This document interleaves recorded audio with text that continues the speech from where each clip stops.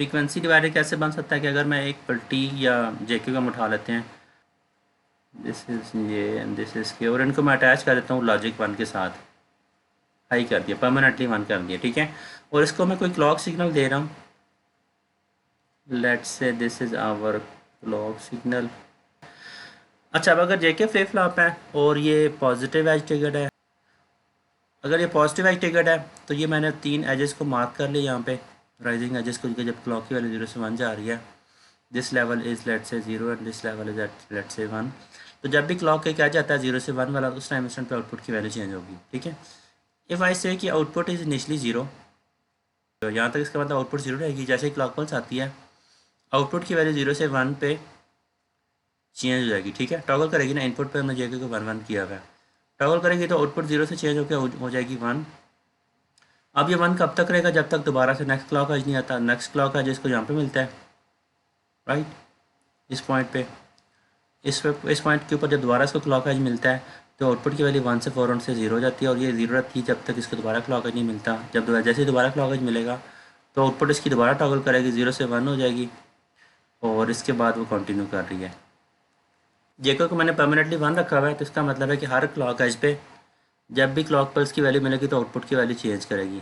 अच्छा, अब अगर मैं इसको रिलेट करता हूँ तो जो एक इनपुट सिग्नल हमारे पास, लेट से this is hour clock signal, ये हमारे पास इनपुट थी। जेके जेके फ्लिप फ्लॉप है, इसकी जो पॉजिटिव आई टिकट का मतलब है कि जब भी ये इस क्लॉक की वैल्यू 0 से 1 जाएगी तो उस टाइम इंस्टेंट पे आउटपुट की वैल्यू चेंज होगी, उससे पहले चेंज नहीं होगी, ठीक है। और वो चेंज डिपेंड करता है कि जे और के की इनपुट पे आपने क्या दिया हुआ है। अच्छा, अगर इसको मैं अगर देखूँ, जेके को हमने दोनों को 1 1 के अटैच किया, तो ये ट्रुथ टेबल के अंदर ये पहली, ये जो लास्ट वाली एंट्री है ये बनती है कि अगर आप जे और के को 1 1 रखते हैं तो आउटपुट की वैल्यू चेंज हो जाएगी। अगर आउटपुट इनिशली 0 है तो वो 1 हो जाएगा, अगर वो इनिशली 1 हो तो वो आउटपुट 0 हो जाएगा, ठीक है। तो यहाँ पे आउटपुट जो है उसकी मैं बात कर रहा हूँ कि आउटपुट हमारे पास वेरिएबल क्यू है, और इसको इनिशली मैंने 0 ज्यूम किया हुआ है। Let's say this output is variable is Q, और इसको मैं इनिशली 0 से ज्यूम कर रहा हूँ। You can zoom it from 1 as well, इससे फर्क नहीं पड़ता। जस्ट क्लॉक की जो है वो एक पल्स आगे शिफ्ट हो जाएगी, बाकी सारी सेम रहेगी, ठीक है। तो इनिशली 0 है, मैंने जे और के को 1 1 किया हुआ, इसका मतलब है कि जैसे ही क्लॉक पल्स आएगी तो आउटपुट 1 से 0 हो जाएगी। अगर वो 1 है तो वो 0 हो जाएगा, अगर वो इनिशली 0 तो वो 1 हो जाएगा। और अ, यही यही बिहेवियर रहेगा जब तक उसको क्लॉक के एजेस मिलते रहेंगे। तो मैंने जो 3 पल्स एक क्लॉक ट्रेन बनाई है, उसके 3 एजेस को मैंने हाईलाइट कर लिया कि जब भी क्लॉक की वैल्यू 0 से 1 रहती है, इसको आगे कंटिन्यू कर सकते हो जितना मर्जी आगे लेके जाना चाहते हो। तो जैसे ही पहला क्लॉक आ जाता है, इस पॉइंट इंस्टेंट पे आउटपुट की वैल्यू अगर आप देखें तो आउट इनिशली 0 थी तो वो 0 से चेंज होकर 1 हो गई है। अब ये 1 होगी तो ये 1 रहता है, इस एज के ऊपर ये काम नहीं करेगा क्योंकि ये पॉजिटिव एज पॉजिटिव एजेस पे काम करने वाला एक फ्लिप फ्लॉप है, ठीक है। सिमिलरली नेक्स्ट स्टेप आ जाता है, ये वाला इस एज पे आउटपुट वैल्यू यस से, सर, इस आज के ऊपर सर सॉरी दोबारा बताना, वो बता दें सर की समझ नहीं आई। फर्क दोबारा बताना, समझ नहीं क्या कह रहे हो, नेगेटिव पॉजिटिव की। सर आपने कहा ना सर, यस सर आपने कहा ना इस एज के ऊपर ये काम नहीं कर रहा सर, ऊपर हाँ वाली ग्राफ हाँ में, हाँ तो सर उसकी हाँ, देखो, दो दो समझ तरह आई सर, से, वहां पे से नीचे नहीं आना चाहिए था। नहीं यहाँ पे नहीं आएगा, यहाँ पे नहीं आएगा। यहाँ पे इन एजेस के ऊपर, इसको मैं मार्क कर देता हूँ, these are not use in this case. ये वाले एजेस के ऊपर आउटपुट तब होती है if flip flop were negative edge triggered, ठीक है। Positive edge triggered flip flop जब सिर्फ पॉजिटिव एजेस पे काम करती है, नेगेटिव एजेस फ्लिप फ्लॉप जो है वो नेगेटिव एजेस पे काम करती है, ठीक है। तो ये 3 एजेस जो ब्लू में मैंने हाईलाइट किए हैं, सिर्फ इन आउटपुट इन एजेस के ऊपर स्टेट की ट्रांजिशन होती है। जब भी ये दोबारा पल्स आई थी तो आउटपुट 1 से 0 हो गई, सिमिलर जब दोबारा पल्स आती है तो आउटपुट अगेन 0 से 1 हो जाती है, एंड सो ऑन, होती प्रोसेस चलता रहता है। अगर कोई negative edge triggered flip flop होगी तो उसकी ट्रांजिशन जो होंगे बेसिकली नेगेटिव एजेस के ऊपर होंगे, जिसको मैंने रेड में हाईलाइट किया हुआ है, ठीक है। क्लियर हो गया, आगे चलें। तो पॉजिटिव नेगेटिव यस बना सकते हैं, पॉजिटिव नेगेटिव आप बना सकते हैं उसी तरह से मास्टर स्लेव इन्वायरमेंट में, जिस तरह से हमने डी लैच से डी फ्लिप फ्लॉप बनाया था कि एक कप इन्वर्टर के थ्रू लगाते हैं, दूसरी कप सिंपल अटैच कर देते हैं क्लॉक इनपुट को। It is probably this picture, right. तो अगर ये इन्वर्टर है इधर लगा हुआ तो ये बेसिकली इसको हमने ड्राई रन करके देखा था, तो ये पॉजिटिव आई ट्रिगर बनती है। इसके अगर आप इस इन्वर्टर का रोल को आप चेंज करते हो, यहाँ पे लेके आते हो, और दूसरी वाली लाइन को डायरेक्टली सिंप्लीफाइड विदाउट इन्वर्टर लगाते हो तो वो नेगेटिव एज ट्रिगर के तौर पर बिहेव करना शुरू कर देती है। इसको आपने वेरीफाई कर लेना, खुद से ट्राई कीजिएगा, ठीक है। ऑलराइट, तो अगर मैं ये सिग्नल देखता हूँ सर जी, सर ये टी फ्लिप फ्लॉप और फ्रीक्वेंसी डिवाइडर में इनपुट का फर्क है सिर्फ, टी, जो जे और के को ओके मिलती है। ओके, इनपुट का ही फ़र्क है। फ्रीक्वेंसी डिवाइडर में आप जेके को भी यूज़ कर सकते हो, टी को भी यूज़ कर सकते हो। अगर मैं फ़र्ज़ करो इसकी बजाय टी यूज़ कर रहा होता तो उसके अकॉर्डिंगली जो सर्किट बनना था वो सिर्फ ये बनना था कि एक हमारे पास इनपुट होती जे, सॉरी एक इनपुट थी हमारे पास टी और एक इनपुट थी हमारे पास clock. Rest of the system is same, ठीक है। ये हमारी टी सेम सेम मतलब आउटपुट आप फ्रीक्वेंसी डिवाइडर आप जेके से भी ले सकते हो, आप टी से भी ले सकते हो, तो बात एक ही है। आप कोई भी यूज़ कर लो, मैंने अपने एग्जांपल में जेके भी यूज़ किया हुआ है, ठीक है। दोनों तरफ सेम होगा, सेम फंक्शनैलिटी है। Okay sir. It is same, it's your choice. अगर आपने फ्रीक्वेंसी डिवाइडर डिज़ाइन करना है तो आप जो मर्जी यूज़ करो। अच्छा, फ्रीक्वेंसी डिवाइड हो कैसे रही है बाय द वे इस केस में? कैन एनीबॉडी एक्सप्लेन फ्रीक्वेंसी क्या होती है? फ्रीक्वेंसी को अगर मैं टाइम के साथ रिलेट करता हूँ तो 1/T। Sir yes sir, sir cycle. इसका मतलब है कि अगर टाइम पीरियड डबल हो जाता है तो frequency, yes sir. Time period इस केस में डबल हुआ है कि हाफ हुआ है? टाइम पीरियड चेंज हुआ है सिग्नल का। अगर ये हमारे पास इनपुट है, if this signal is input and this signal is output, मतलब मैं clock wise input signal consider कर रहा हूँ और जो फ्लिप फ्लॉप की आउटपुट है उसको मैं कंसिडर कर रहा हूँ कि वो एक सिग्नल में जनरेट करके दे रहा है जो कि डिज़ायर्ड आउटपुट है। तो अगर मैं इसके टाइम पीरियड को देखता हूँ तो इसका मतलब है कि जो टाइम पीरियड की अगर हम यहाँ पे एक लाइन करते हैं तो टाइम पीरियड क्या होता है कि जहाँ से सिग्नल रिपीट करता है। सर इंक्रीज हो। रिपीट बेसिकली यहाँ से इस ड्यूरेशन तक रिपीट कर रहा है, आउटपुट सिग्नल हमारा यहाँ तक रिपीट करता है, ठीक है। और जो इनपुट सिग्नल हमारा वो कहाँ से कहाँ तक रिपीट करता है? यहाँ तक, राइट।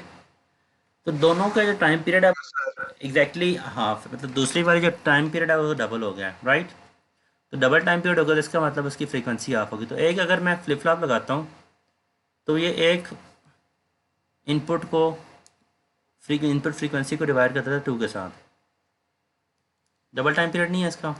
अगर टाइम पीरियड डबल हो जाता है तो इसका मतलब फ्रीक्वेंसी ऑफ होगी। आप इसको ऐसे देख सकते हो कि पहले वाला सिग्नल है ये कंप्लीट होता है 2 स्केयर्स के अंदर, फिर उसके बाद रिपीट होता है।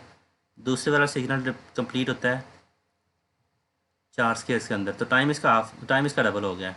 4 सेकंड कह सकते हो, 2 सेकंड कह सकते हो अपनी आसानी के लिए। यस सर, लेकिन सर इसका हाँ, टाइम डबल कैसे हुआ सर? इनपुट के चेंज की वजह से सिर्फ।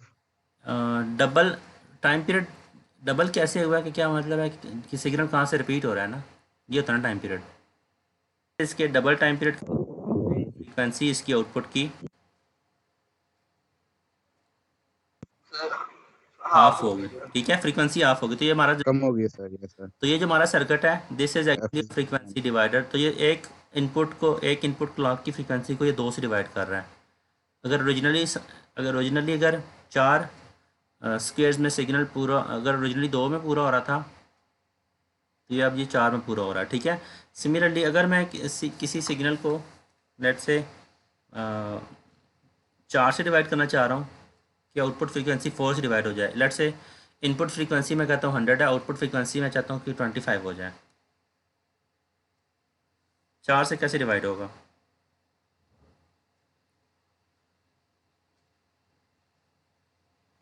सर क्या इनपुट मैं चाहता हूँ आउटपुट फ्रीक्वेंसी? ऐसा फ्रीक्वेंसी डिवाइडर बनाना है आपने जो कि इनपुट को डिवाइड कर दे, इनपुट फ्रीक्वेंसी को 4 से डिवाइड कर दे।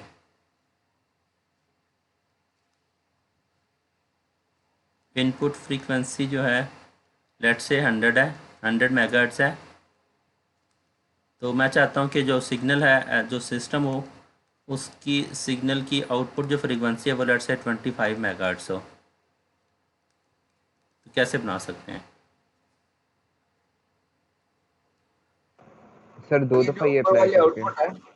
हाँ हाँ इसको भी हम दोबारा ये 2 दफा अप्लाई कर दें। हाँ, उसको दोबारा अगर हम किसी दूसरी को दे देते हैं एज ए क्लॉक पल्स, ठीक है, यस सर। इसको मैं यहाँ पे बना के दिखा दूँगा तो आपको क्विकली, ताकि हमें इसमें कोई कन्फ्यूजन ना रहे। ठीक है, तो सिनेरियो ऐसा है कि ये हमारे पास पहले सिग्नल है जो कि फ्रीक्वेंसी को डिवाइड करता है 2 के साथ। इसी के आउटपुट को मैं उठाता हूँ और इसके आगे एक और फ्लिप फ्लॉप लगाता हूँ। इसी आउटपुट को हम नेक्स्ट वाले को एज अ क्लॉक सिग्नल दे देते हैं। और इसके भी जो 2 इनपुट्स हैं जे और के, उनको हम आपस में उसी तरह से हमने 1 रखा हुआ है, या आपने टी यूज़ किया तो टी को आपने 1 रखा हुआ है। ठीक है, तो अगर आप इनपुट इधर देते हो, if this clock signal is our input signal, और ये जो आउटपुट यहाँ से आपको मिलती है, if this is our output signal, तो आउटपुट फ्रीक्वेंसी जो होगी आपको 25 मेगाहर्ट्ज़ मिलेगी, जो इनपुट फ्रीक्वेंसी थी इफ़ इट वर 100 मेगाहर्ट्ज़। तो ये हमारा सिग्नल ऐसा होगा, सिस्टम ऐसा होगा जो कि फ्रीक्वेंसी को बेसिकली वो 4 से डिवाइड कर रहा है।